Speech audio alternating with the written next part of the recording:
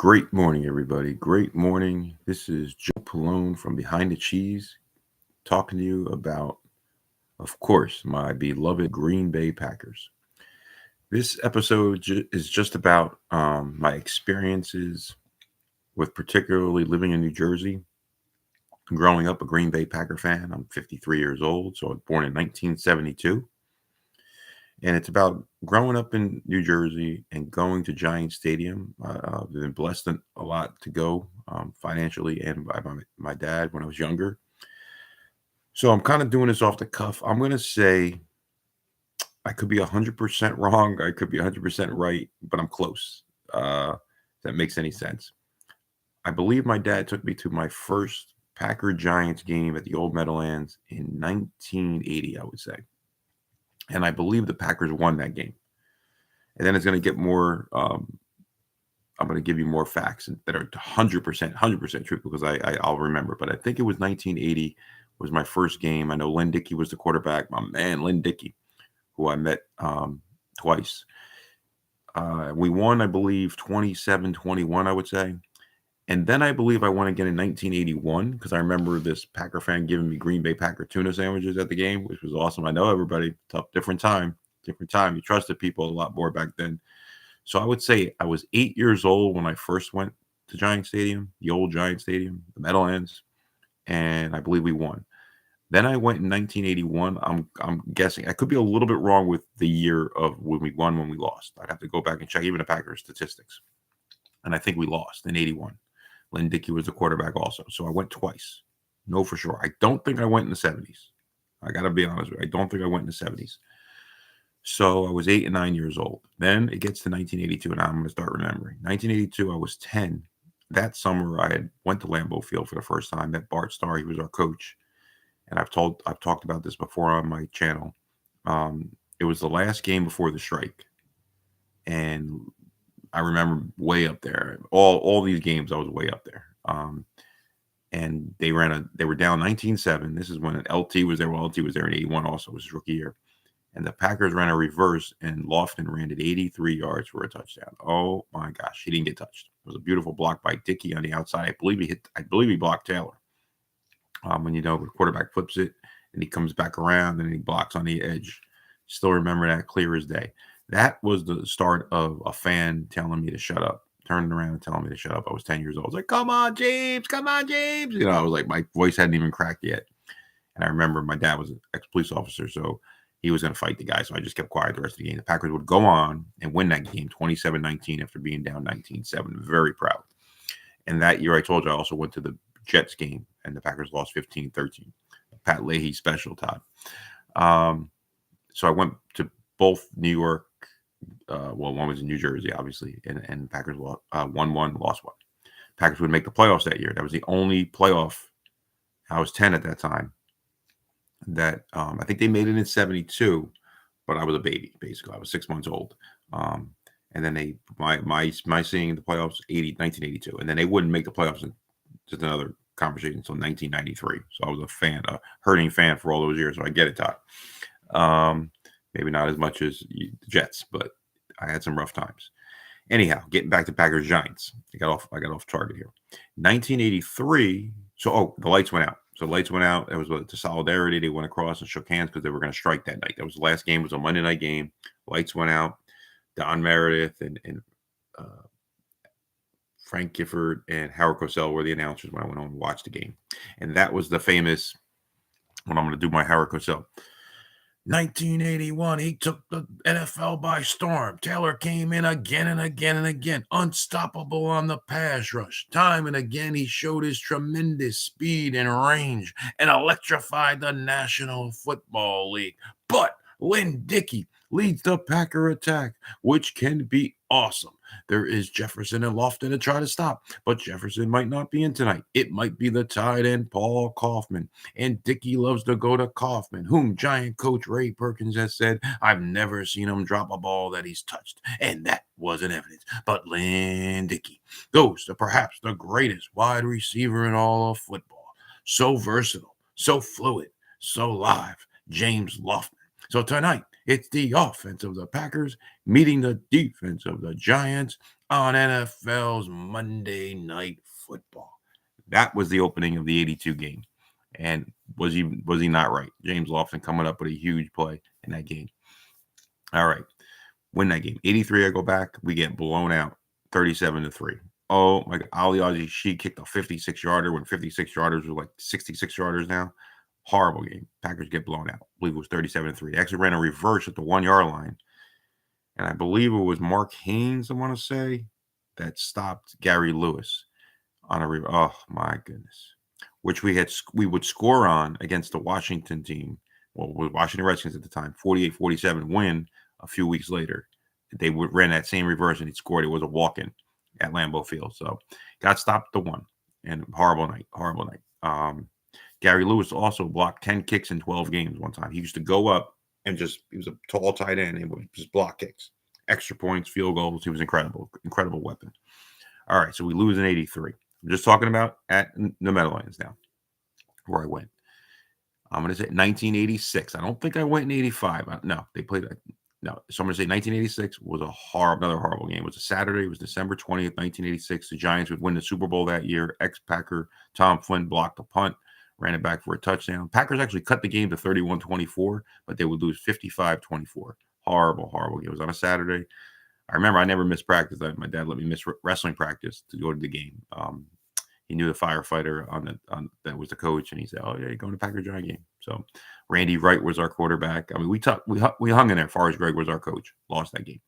87, it was a preseason game. So it was 87 summer. Went to a preseason game. I can't even remember the score. I believe we lost. Then it would be 19. This is just Giants now because there was some Jets games mixed in there when the Jets started playing at the Meadowlands. I went 1991. Jets beat us also. So 1992, I went.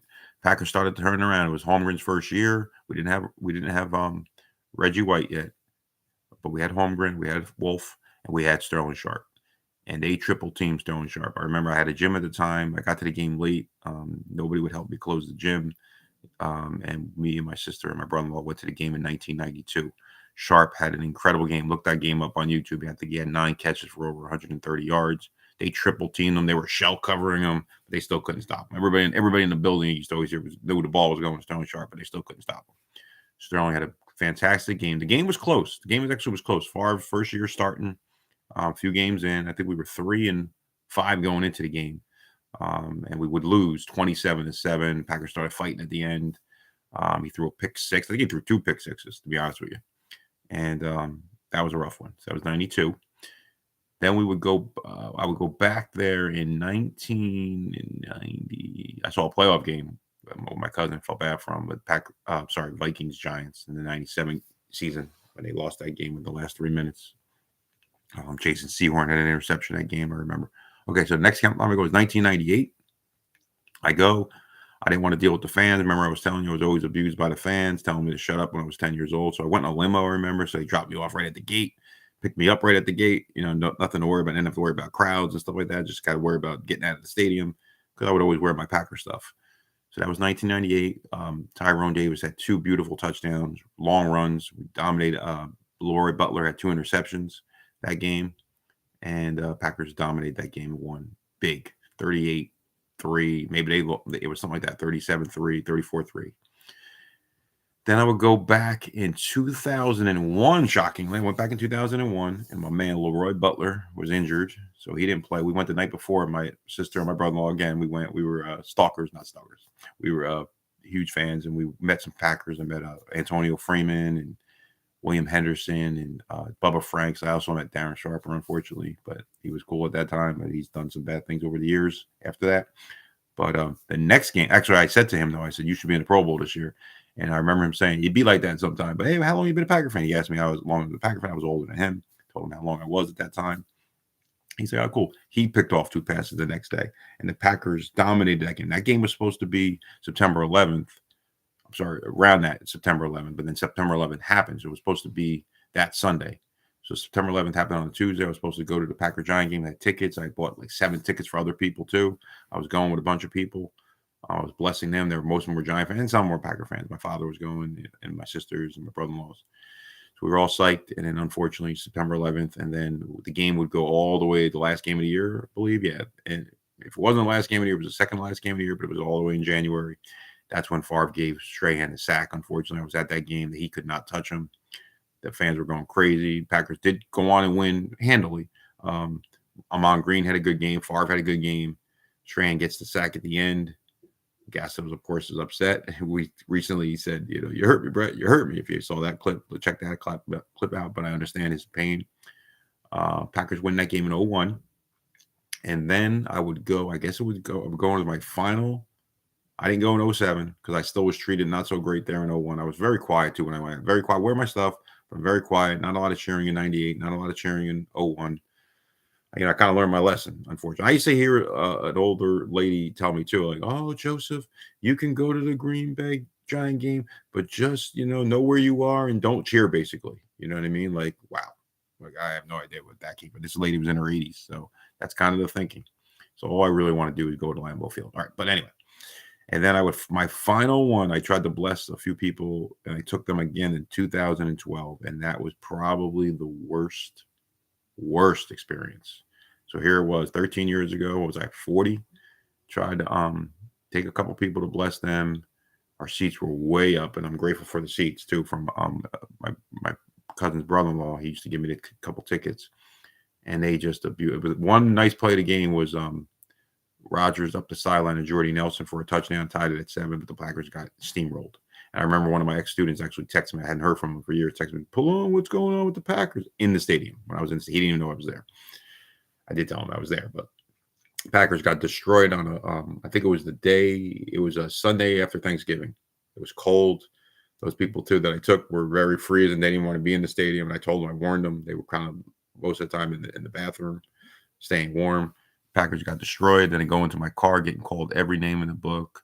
A guy took a hat off my head, threw it on the ground, bumping me, elbowing me, just miserable. And that was it. And I just made a point that I never go back. It's a shame because I'm talking all this 13 minutes into it because I'd love to go. And my cousin asked me last time, are you going? I would love to go. But it's just to be treated the way I'm treated. Don't like it. It's not like it. Now, the Packers did win in 19. That was a great win. It kind of snowed that time when they went. I think it was December. But then they got beat again in 2022 in England to Daniel Jones. And then DeVito beat us in 2023. So the Packers better be ready.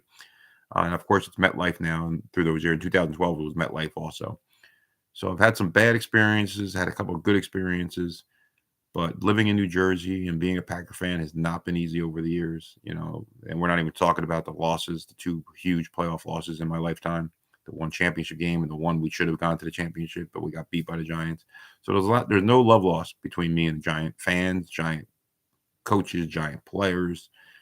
So it's just wanted to give you my little history of going to Giant Stadium, eating a Green Bay Packer tuna sandwich. I've met some great Packer fans too through the years there, but I had some bad experiences. So Green Bay, I guess to sum it all up, Green Bay better be ready. All right, everybody. I fasted yesterday 25 hours. I ate pretty good stuff that I like to eat, but I woke up today at 167. I'm going to do a lot of working out today. I am going to go out and eat tonight. I don't know exactly if I'm going to overload because I said, cheating was coming Thanksgiving weekend, but I might. There's a deal going on at a place. I may eat a little bit more too much. I'm going to work out a lot today. But I did weigh 167. I will have another 25-hour food fast until I eat again. And we'll see where I am tomorrow. But we're closing in on Thanksgiving. I'm really excited. This week, I still feel a little sick, though. But hoping to get better.